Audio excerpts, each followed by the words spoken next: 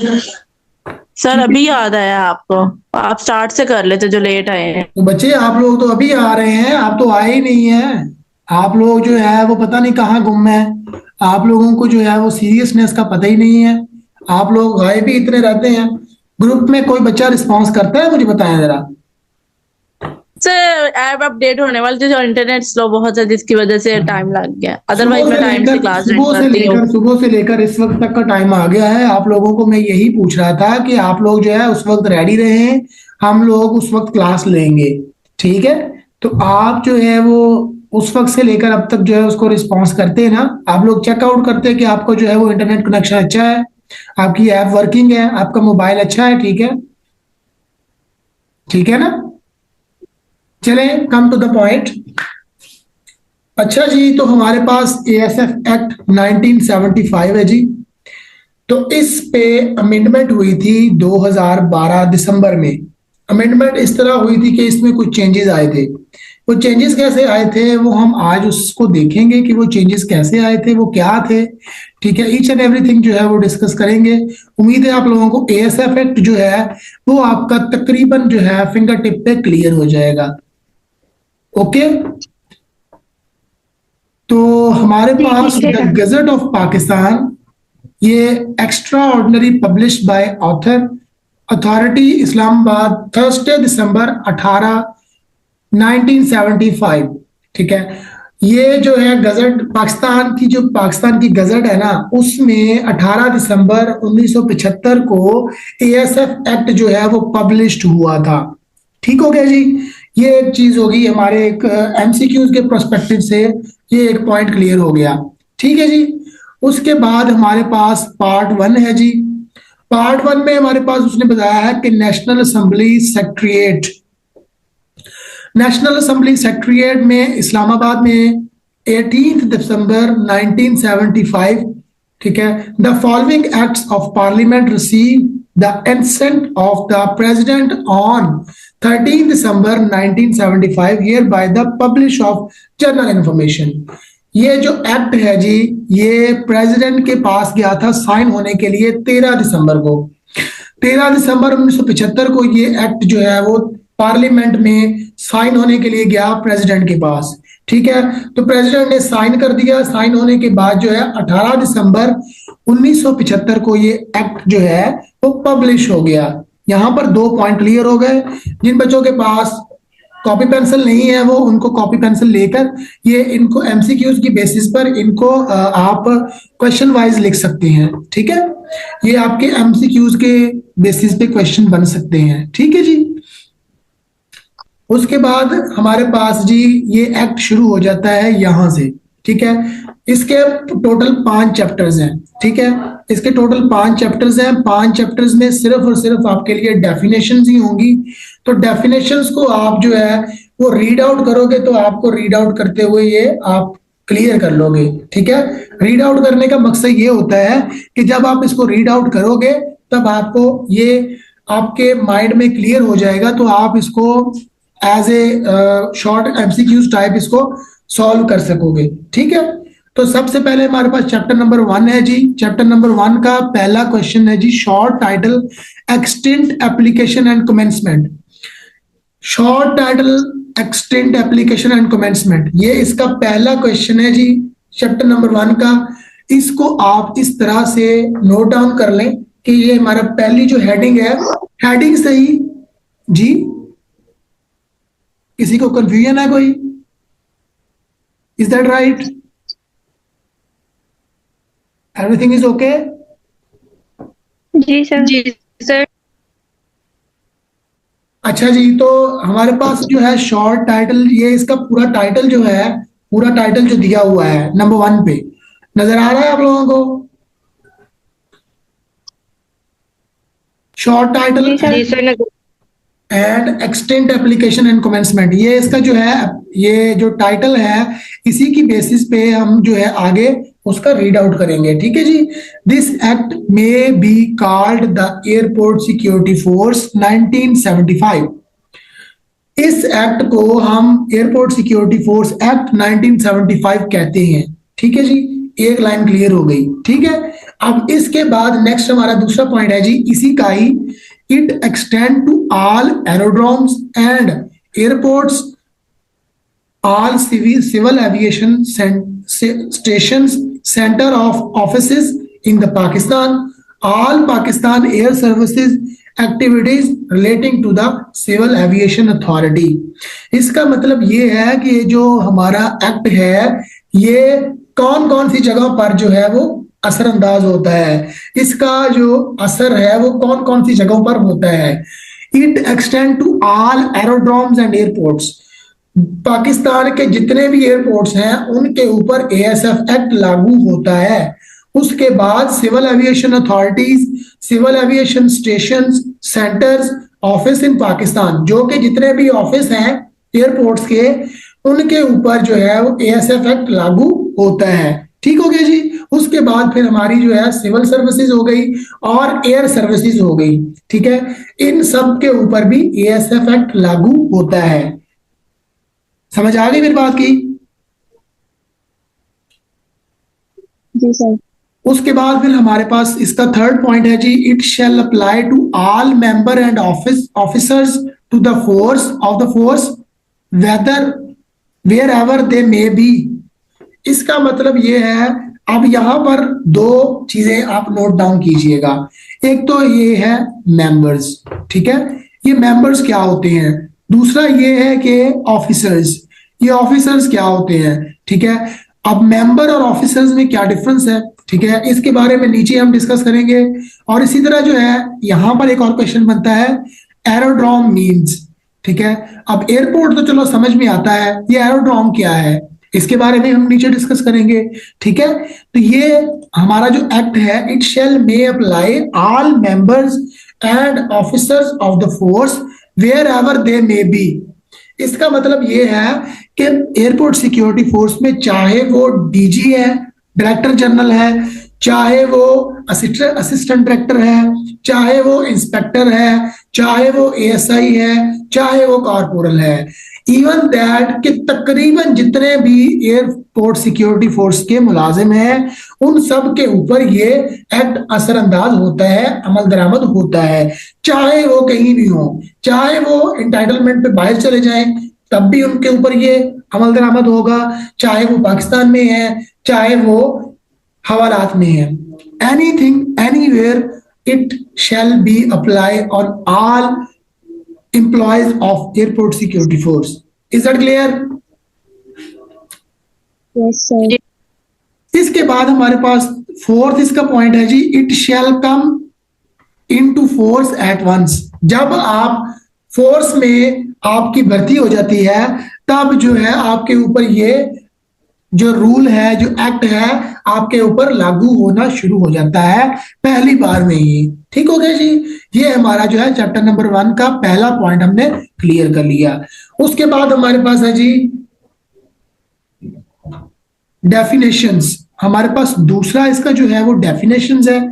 In this act unless there is any repugnant in the subject और context.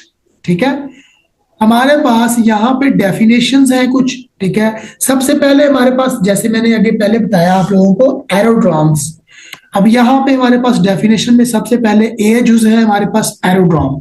ठीक है, aerodrome means any area of land और water designed, equipped, set apart और commonly और intendedly used either wholly or in a part of affording facility for landing and departure of the movement of aircraft and including the all buildings, sheds, vessels, piers, installation and equipments and other structure thereon appertaining thereto, but does not include any aerodrome which excessively used by the Pakistan Air Force or any portion of aerodrome which is used by the Pakistan Air Force।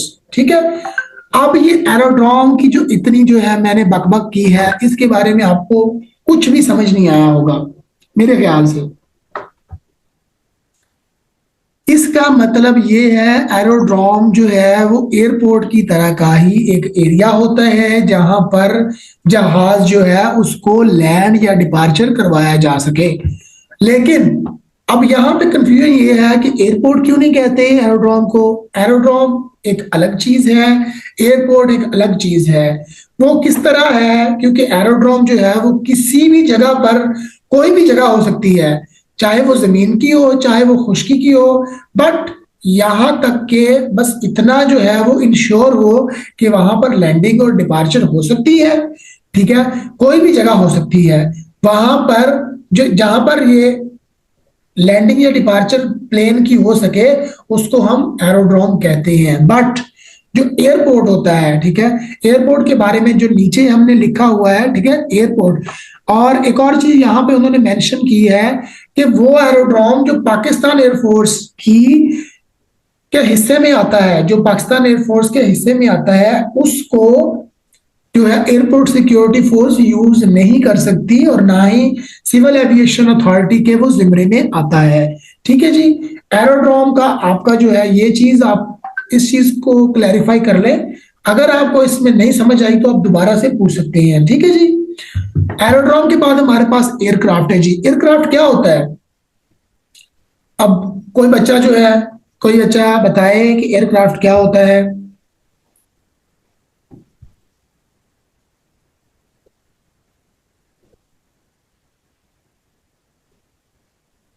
कोई बच्चा बताए aircraft क्या होता है। हमारे पास only 9 minutes बाकी हैं जी।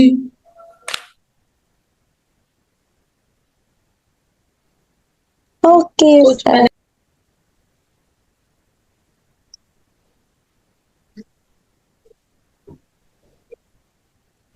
Aircraft जो है, चले टाइम जो है लिमिटेड है, मैं ही बता देता हूँ। Aircraft mean any machine which can drive sport in the atmosphere in the reaction of air other than the reaction of air against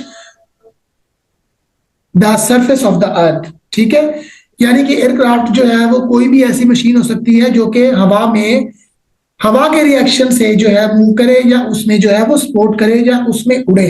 ठीक है, उसमें कोई भी आ सकता है। ठीक है, इंक्लूडिंग बलून, वेदर कैपेटिव और एयरशिप, काइट्स, ग्लाइडर और फ्लाइंग मशीन। ठीक है, तो यहां पर कोई भी ऐसा एरिया जो है, कोई भी ऐसा जो है वो